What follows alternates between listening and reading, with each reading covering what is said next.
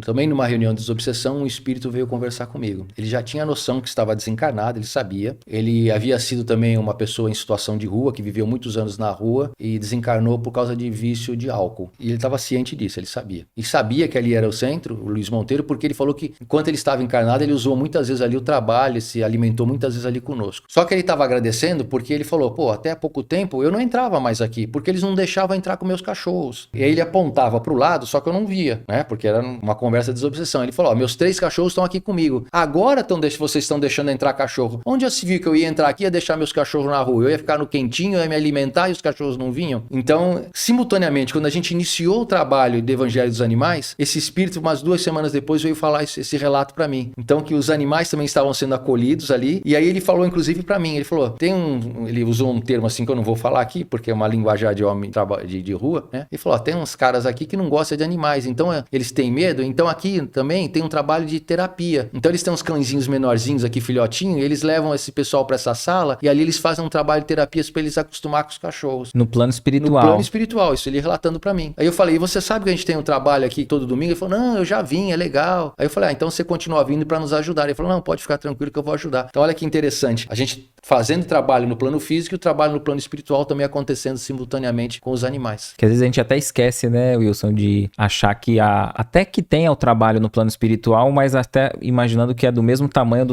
a estrutura física, né? E muitas vezes até as casas menores, né? Eu não sei como que é o tamanho de lá, mas no plano espiritual, às vezes o trabalho é até maior, né? Dos benfeitores.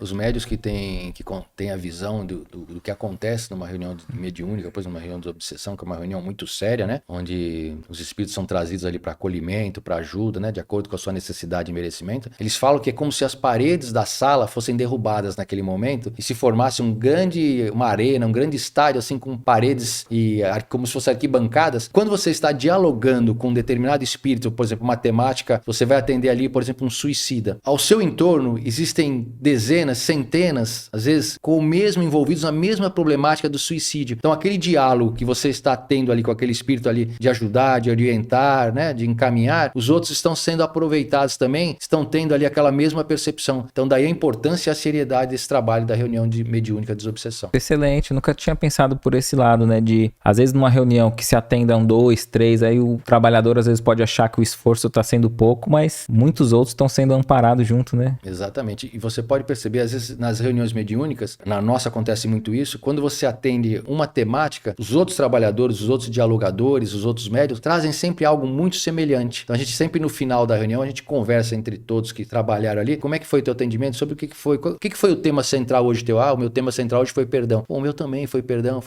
A outra vez vem ira, outra vez vem cobiça, sabe? Então são temas sempre correlacionados. Câncer, às vezes pessoas que desencarnaram por doença grave, às vezes suicídio. Aqueles que não sabem que desencarnaram. Uma grande maioria que desencarna e não sabe ainda, estão ainda presos ao local do desencarne, não tem a noção. Você estava falando antes daqueles que levam os animais lá para assistir a palestra no domingo, né, e receber o passe. E ali você falou que faz uma triagem para saber se tem algo específico ou é só para acalmar o cão e tal. Tem algum relato, assim, de você ver? Porque a gente vê a melhoria nossa própria e dos frequentadores também de uma casa, e você consegue observar também a melhoria do animal, do seu tutor ali, falar assim, ele era agressivo, ele ficou mais tranquilo. A gente tem bastante relatos nesse sentido, assim, de somente animal assim, muito levado, não de agressivo, porque assim, vou falar pra você que nenhum animal, nenhuma raça de cão, mesmo que às vezes, por exemplo, o pessoal fala que o Pitbull é uma raça brava, pelo contrário, é uma raça muito dócil, você pode deixar o teu bebê pra ele cuidar. Infelizmente, nós temos tutores, pessoas que cuidam desses animais, que conduzem eles pra um comportamento agressivo. Então, por exemplo, a raça Pitbull, ela ficou com esse estigma, porque o pessoal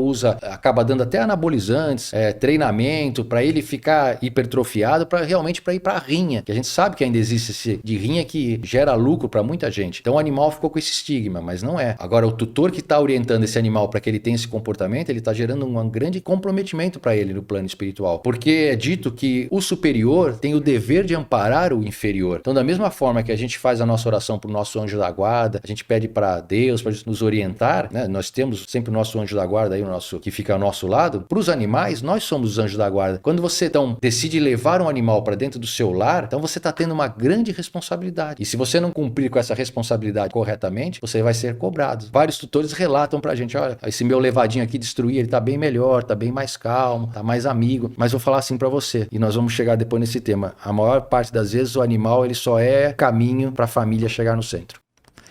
O que você achou desse corte? Coloca aqui nos comentários a sua opinião sobre esse tema. Para ver o episódio completo, é só pesquisar Recomeçar Podcast Espírita. E caso tenha ficado alguma dúvida sobre a doutrina espírita, é perfeitamente normal. Procure ler as obras de Allan Kardec.